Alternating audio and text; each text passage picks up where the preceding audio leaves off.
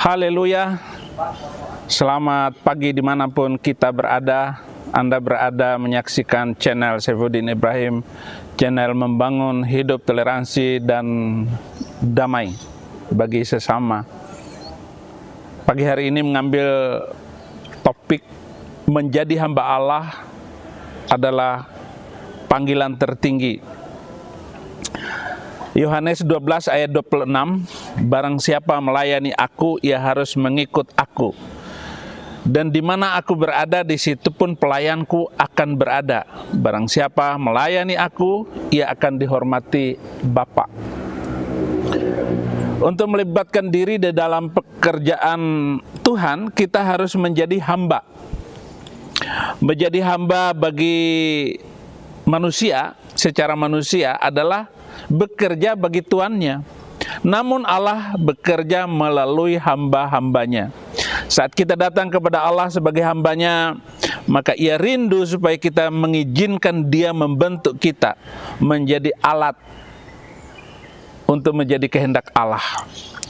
Lalu ia mengambil hidup kita dan menempatkan kita di mana ia kehendaki dan bekerja melalui kita untuk mewujudkan rencananya. Menjadi Allah, menjadi hamba Allah sebagai panggilan tertinggi, ada 3 hal yang harus kita perhatikan. Yang pertama, hamba Allah adalah orang biasa. Semua hamba Tuhan itu manusia biasa.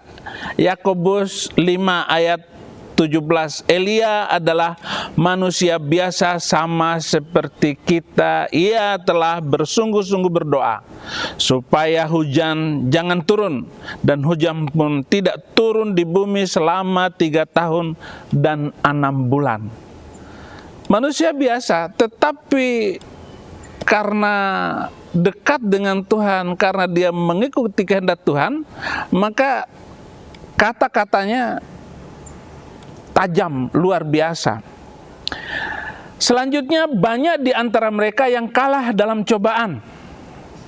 Ini hamba Tuhan itu juga kalah karena pencobaan. 2 Samuel 11 ayat 12-25, kata Daud kepada Uria, tinggallah hari ini di sini, besok aku akan melepaskan engkau pergi. Jadi Uria tinggal di Yerusalem pada hari itu. Keesokan harinya Daud memanggil dia untuk makan dan minum dengan dia, dan Daud membuatnya mabuk. Pada waktu malam keluarlah Uria untuk berbaring tidur di tempat tidurnya bersama-sama hamba-hamba tuannya. Ia tidak pergi ke rumahnya. Paginya Daud menulis surat kepada Yoab dan mengirimnya dengan perantaran Uria. Ditulisnya dalam surat itu demikian, tempatkanlah Uria di barisan depan dalam pertempuran yang paling hebat. Kemudian kamu mengundurkan diri daripadanya supaya ia terbunuh mati. Pada waktu Yoab mengebut kota Raba, ia menyuruh Uria pergi ke tempat yang diketahuinya ada lawan yang gagah perkasa. Ketika orang-orang kota itu keluar menyerang dan berperang melawan Yoab, maka gugurlah beberapa orang tentara dari anak buah Daud, juga Uria orang Het itu mati. Kemudian Yoab menyuruh orang memberitahukan kepada Daud jalannya pertempuran itu. Ia memerintahkan kepada suruhan itu demikian, jika engkau sudah selesai mengabarkan jalannya pertempuran itu kepada raja, dan jikalau raja menjadi geram dan berkata kepadamu, mengapa kamu demikian dekat ke kota itu untuk berperang? Tidakkah kamu tahu bahwa orang-orang akan memanah dari atas tembok? Siapakah yang menewaskan Abimelech bin Yerubeset? Bukankah seorang perempuan menimpakan batu kilangan kepadanya dari atas tembok sehingga ia mati di Tebes? Mengapa kamu demikian dekat ke tembok itu? Maka haruslah engkau katakan juga, hambamu Uria orang Het itu mati. Lalu pergilah suruhan itu, dan sesampainya diberitahukannya kepada Daud segala yang diperintahkan Yoab kepadanya. Suruhan itu berkata kepada Daud, orang-orang itu lebih kuat daripada kami dan keluar menyerang kami di padang. Tetapi kami mendesak mereka kembali sampai ke lubang pintu gerbang pada waktu itu.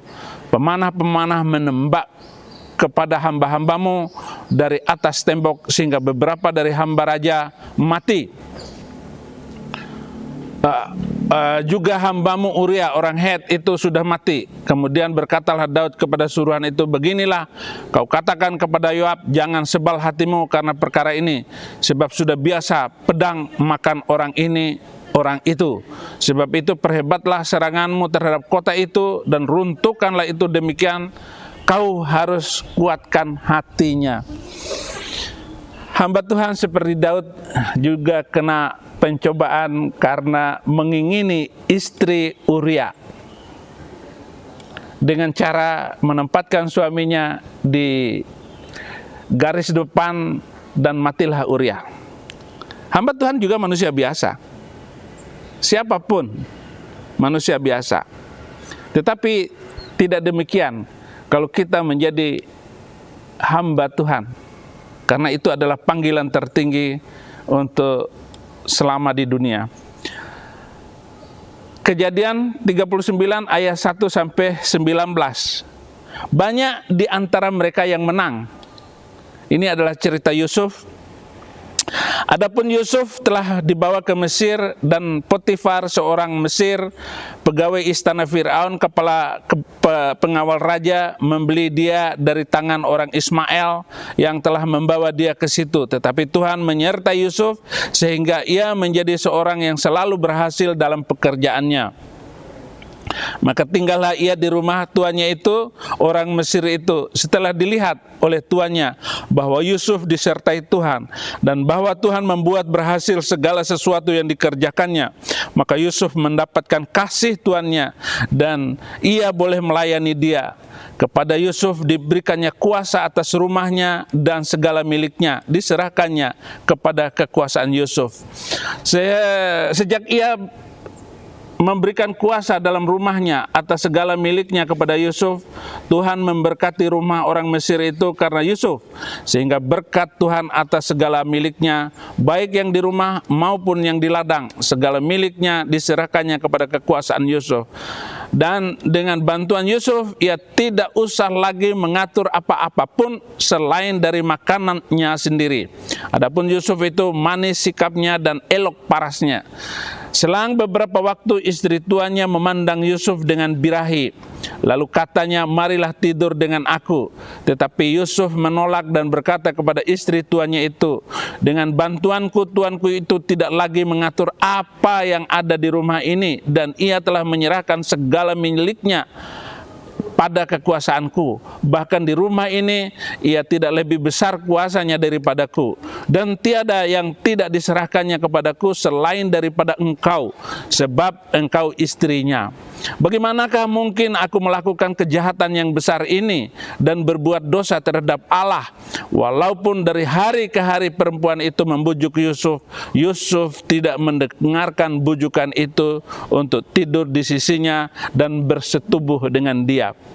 Pada suatu hari masuklah Yusuf ke dalam rumah untuk melakukan pekerjaannya. Sedang dari sisi rumah itu seorang pun tidak ada di rumah itu. Lalu perempuan itu memegang baju Yusuf sambil berkata, marilah tidur dengan aku.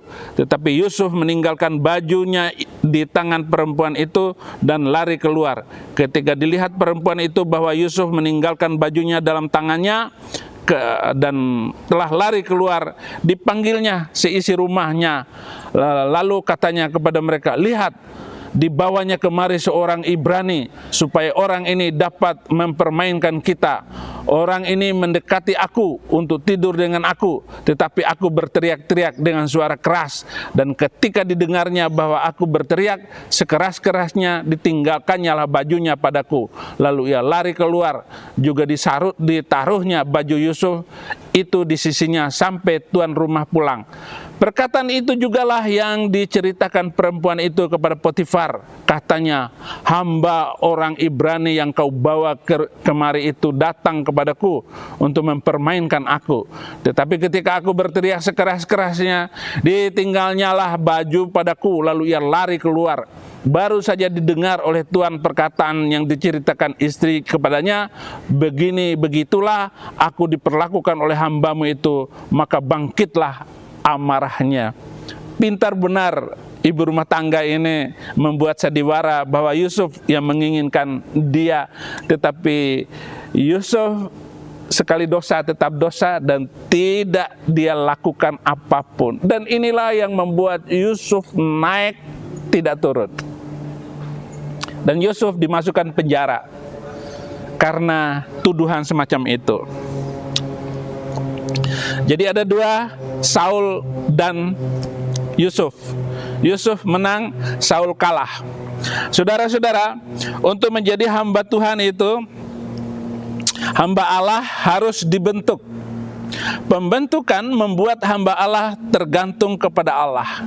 Yohanes 15 ayat 5, akulah pokok anggur dan kamulah carang ranting-rantingnya. Barang siapa yang tinggal di dalam aku dan aku di dalam dia, ia berbuah banyak. Sebab di luar aku kamu tidak dapat berbuat apa-apa. Saifuddin Ibrahim tidak ada apa-apanya. Tetapi karena Kristus ada di dalam hati saya, apa-apa ada. Orang minta apa ada. Minta pesawat terbang, itu ada pesawatnya lagi bunyi. Bisa semuanya. Begitulah hamba Allah itu di hadapan Tuhan. Kita mampu melakukan yang terbaik, yang indah dan bagus. Pembentukan membuat hamba Allah tidak sombong. Jadi pembentukan itu untuk menjatuhkan kita. Bahkan memasukkan saya di dalam penjara itu untuk membuat saya lebih soft lagi. Tidak arogan kayak Habib Smith. Gak boleh kayak begitu. 1 Korintus 4 ayat 16, sebab itu aku menasihatkan kamu, turutilah teladanku. Teladan Paulus itu rendah hati dan luar biasa. Oleh karena itu saudara-saudara harus menjadi rendah hati di hadapan Tuhan, rendah diri di hadapan Tuhan, rendah hati kepada sesama manusia. Pembentukan membuat hamba Allah sadar bahwa dia hanyalah alat Tuhan. Kita ini hanya alat Tuhan untuk ngomong dan menegur, untuk mencabut dan menanam kembali, untuk mencintai sesama manusia. Saya nggak benci sama Abdul Somad, nggak ada bencinya, enggak. Tapi jangan begitu, ngono yang ngono neng ojo ngono, gitu. Itu bahasa Jawanya. Pembentukan membuat hamba Allah sadar bahwa dirinya hanya alat Tuhan. Filipi 2 ayat 13, karena Allah lah yang mengerjakan di dalam kamu baik kemauan maupun pekerjaan menurut keadaannya. Allah yang membentuk ini semua, saudara-saudara. Yang ketiga, hamba Allah harus siap sedia dipakai.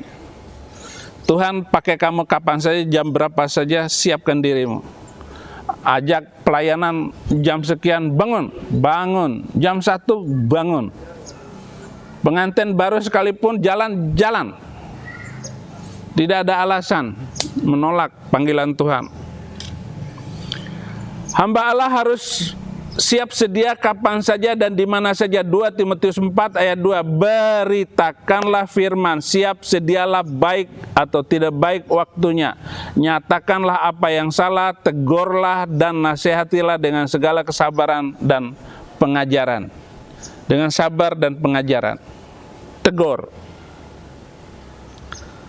Makanya hamba Tuhan itu banyak dibenci sama orang-orang fasik, orang-orang musyrik, orang-orang yang mendua hati itu. Nggak suka sama hamba Tuhan. Apalagi hamba Tuhan yang hamba Tuhan, hamanya Tuhan. Hamba Tuhan itu ya merusak pekerjaan Tuhan. Hamba Allah harus mengerjakan dengan sungguh-sungguh.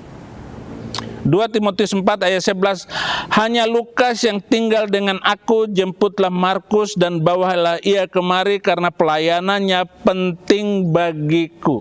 Jadi harus sungguh-sungguh di dalam mengerjakan apa yang ditetapkan, apa yang diatur untuk kamu lakukan. Sungguh-sungguh.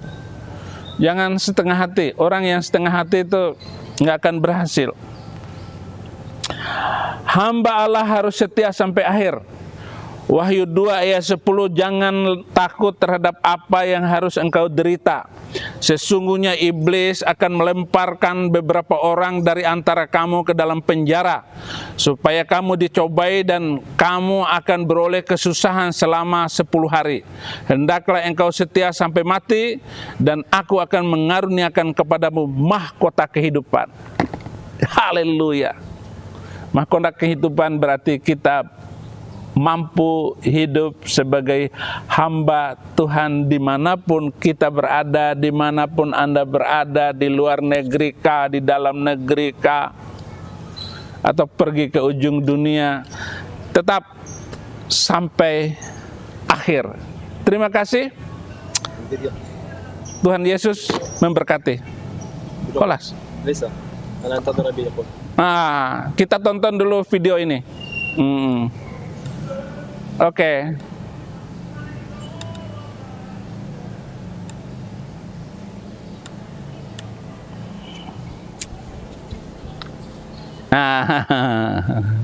Ini hamba Allah kah atau hamba manusia dalam video ini?